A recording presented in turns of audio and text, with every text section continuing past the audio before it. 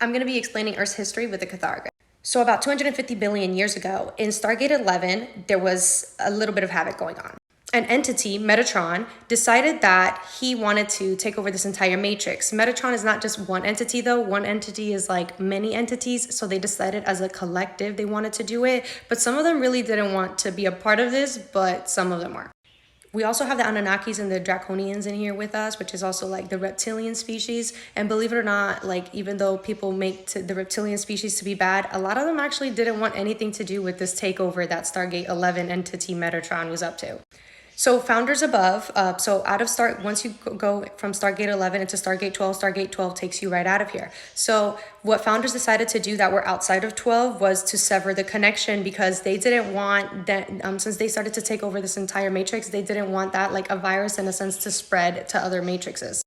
But these guys were really smart. They started to create wormholes to connect it to a phantom matrix and all kinds of other nonsense. So it was a lot to deal with for founders above. They didn't want to destroy the entire matrix though, because there's a lot of innocent beings in here, including us. We're in Stargate 3. We were created of a lot of different DNA. Some of us have reptilian DNA, some of us have human DNA, some of us have Anunnaki DNA, some of us have all kinds of DNA. So diversification was always been around, even before now. We see each other's skin colors and we think this is super diverse. No. Like if we're out there, that is super diverse. It's just all about unity in the end of the day.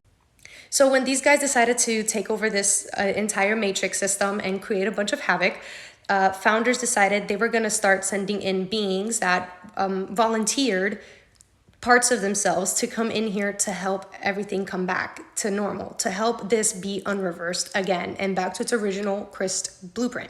There's a lot more that comes into play, but for now we're going to keep it simple as possible. And that's where you come into play.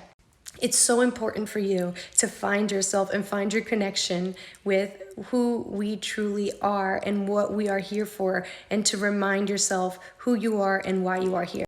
These guys created a huge distortion in all of us. So every time anybody's incarnated into here, we forget who we are, and it's like we're back to square one and we have to remember all over again.